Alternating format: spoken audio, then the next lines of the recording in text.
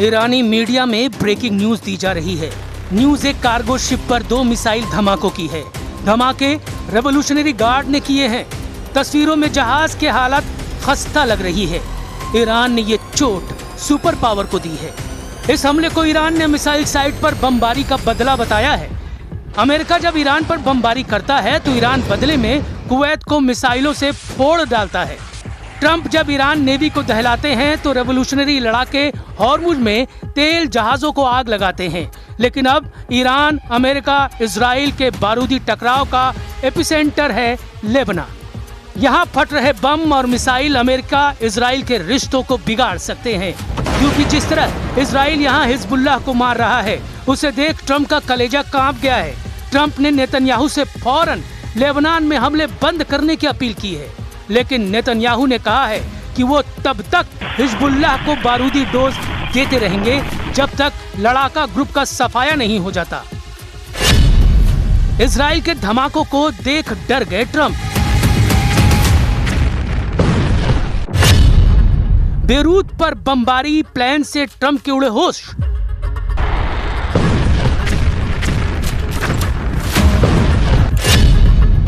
Trump ने कहा, बीबी तुमसे सब नफरत करते हैं।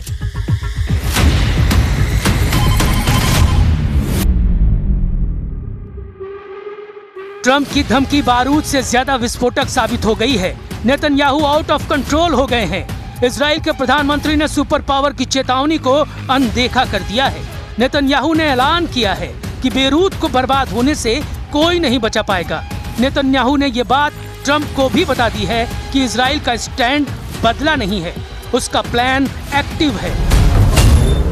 तो क्या होगा ट्रंप के शांति प्रस्ताव का? क्योंकि ईरान ने कहा है कि अगर अब लेबनान पर एक भी बम फटा तो तेल अवीव में मिसाइलों की आंधी आएगी। ईरान की सेना ने चेतावनी दी है, अगर इजराइल ने लेबनान में हमला किया तो उसकी ओर से जवाब दिया जाएगा।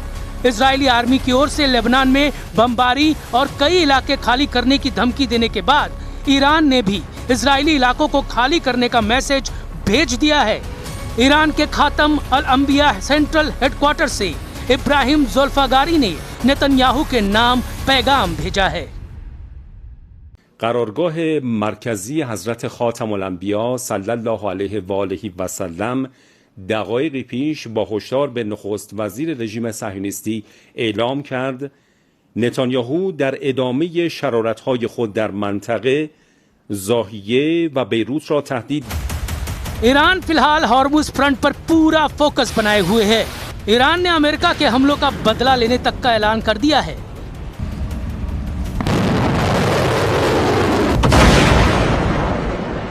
वही तेवर, वही तेजी, वही स्टाइल, धमाके दर धमाके, मिसाइलों के, रॉकेट के, फास्ट बोट का एक्शन, रेवोल्यूशनरी फाइटर्स का दबदबा। ईरान ने अमेरिकी गुरूर को फिर से तोड़ दिया। अब की बार ये बताकर मारा है कि ईरान की हद में जो आया उसका सफाया तय है।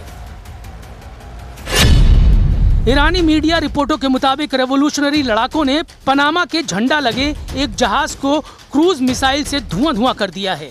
असल में यह कार्गो जहाज अमेरिकी कंपनी MSC सरिस्का V का है, जिसे ओमान के तट पर करीब ईरानी युद्धपोत पर हमले के बदले में ईरान ने मिसाइल से दहलाया है।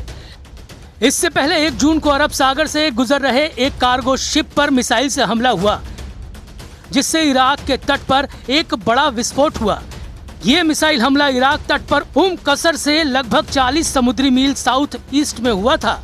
समुद्री सुरक्षा एजेंसी ने बताया कि टक्कर के बाद एक जोरदार विस्फोट हुआ। यूके MTO ने मिसाइल हमले से प्रभावित जहाज की जानकारी साझा नहीं की है।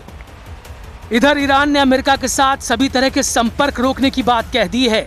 ईरान की सरकारी मीडिया तस्नीम ने बताया कि axis of resistance Hormuz strait के बाद अब लाल सागर के एंट्री गेट पर मौजूद बाब अल मंडेब स्ट्रेट को भी बंद कर सकते हैं।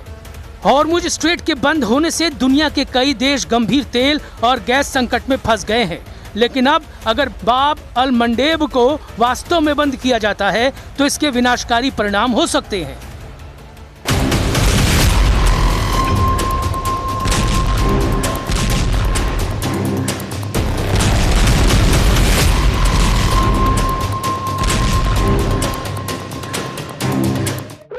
ईरान ने दूसरा ऑयल रूट बंद किया तो हाहाकार मचना तय है, क्योंकि बाब अल मंडेब को गेट ऑफ टीयर्स यानी आंसुओं का द्वार भी कहा जाता है।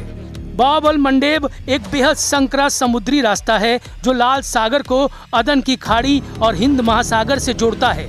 इसके एक तरफ यमन है, दूसरी तरफ अफ्रीका के जिबूती और इरिट्रिया देश हैं। अपनी सबसे सकरी जगह पर यह सिर्फ 26 से 29 किलोमीटर चौड़ा है। फोर्ब्स के मुताबिक दुनिया के कुल समुद्री व्यापार का लगभग 12 से 14% हिस्सा इसी छोटे से रास्ते से होकर गुजरता है।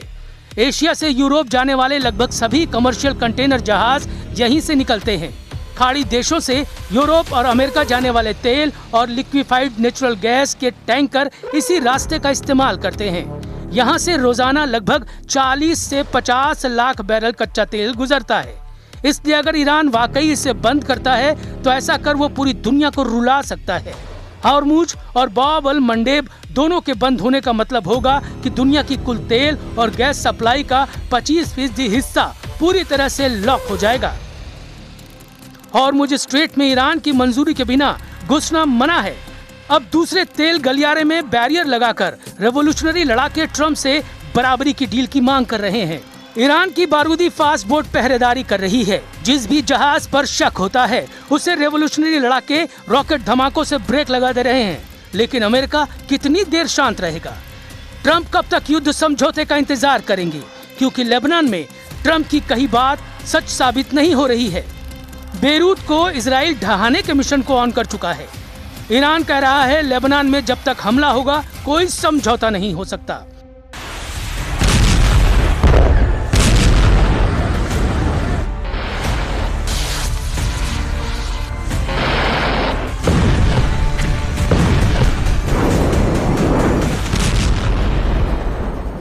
کردیم و کماکان تأکید داریم بر این نکته که آتش بس در لبنان بخش لاینفک هر گونه آتش بس و هر گونه توافق نهایی برای خاتمه جنگ هست. ट्रम्प और ईरान की धमकियों के बाद इजराइल हमले बंद क्यों नहीं कर रहा है तो उसकी वजह जान लीजिए। दक्षिणी लेबनान में हिजबुल्लाह लड़ाकों के ड्रोन हमले में इजरायली डिफेंस फोर्स का एक सैनिक मारा गया है और 3 सैनिक घायल हो गए हैं। यह हमला ब्यूफोर्ट किले के आसपास की रणनीतिक पहाड़ी पर कब्जा करने के एक दिन बाद हुआ है। मारे गए सैनिक की पहचान 20 साल के स्टाफ सार्जेंट एडम जारफती के तौर पर हुई है, जो इजराइल डिफेंस फोर्स की कमांडो ब्रिगेड की मैगलन यूनिट में तैनात थे।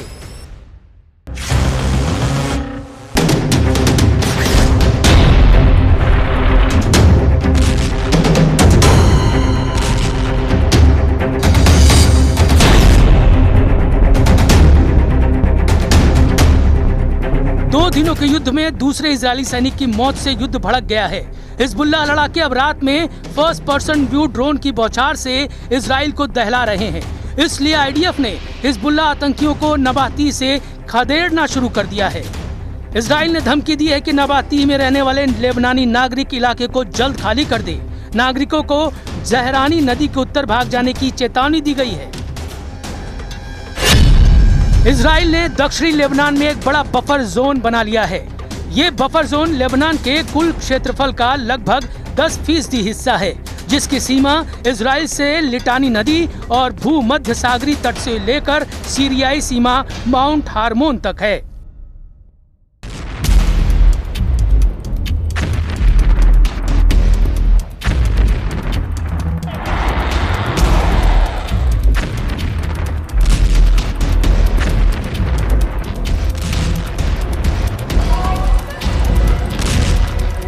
हालांकि हिजबुल्लाह के गढ़ कहे जाने वाले बेरूत में अब भी लड़ाका ग्रुप का कंट्रोल है।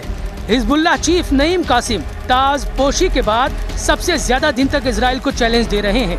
इजराइल के लिए सबसे बड़ी मुश्किल ट्रम्प की बढ़ती नाराजगी है। अगर ट्रम्प ने इजराइल का साथ छोड़ा तो युद्ध में नेतन्याहू अकेले पड़ जाएंगे। बिना अमेरिका के इजराइल कितने दिन युद्ध में टिक पाएगा समझना मुश्किल नहीं, क्योंकि अब तो इजराइल के अंदर ही नेतन्याहू का भारी विरोध शुरू हो गया है।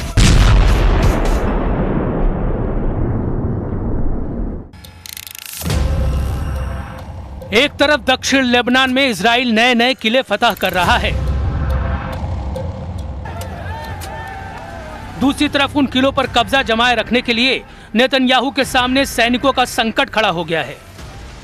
इजराइल के कंट्रोल वाले पश्चिमी यरूशलेम में कोहराम मचा हुआ है।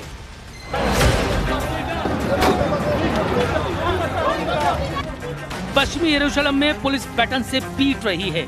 ये हंगामा करने वाले हैं हारेदी प्रदर्शनकारी। इन्होंने सेना में भर्ती के खिलाफ मोर्चा खोला हुआ है। हारेदी यहूदियों की रैली नेतन्याहू को बार बार चैलेंज कर रही है।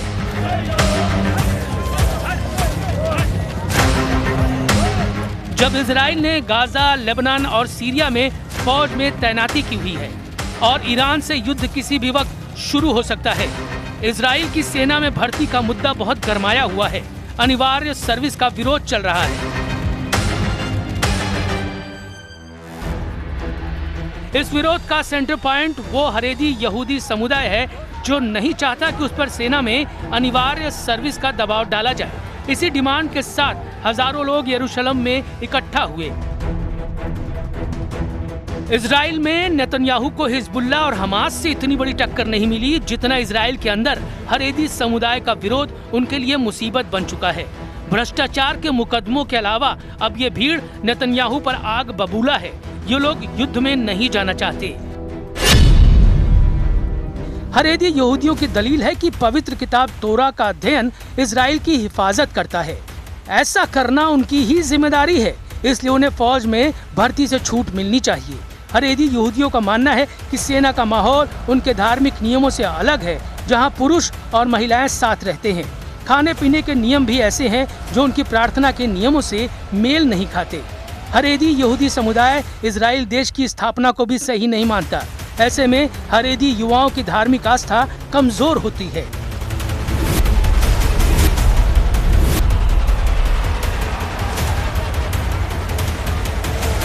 अभी तक हारेदी यहूदी समुदाय को सेना में भर्ती से छूट रही है, लेकिन सुप्रीम कोर्ट के आदेश के बाद इसे खत्म किया गया है। नेतन्याहू के गठबंधन वाले साथी भी यही चाहते हैं। ऐसे में नेतन्याहू सरकार से हारेदी समुदाय की टक्कर तेज होती जा रही है, लेकिन नेतन्याहू की दिलेरी से दुश्मन वाकिफ है। फाइटर लीडर कभी भी मुश्किलों से घबराते नहीं। दुश्मनों की भीड़ कितनी ही बड़ी क्यों न हो, इजराइल टकराने से बचता नहीं। इजराइल जमकर लड़ रहा है। फैसला ट्रम्प को करना है कि वो साथ देंगे या नहीं, क्योंकि ये युद्ध इजराइल से ज्यादा उनकी साख का सवाल है।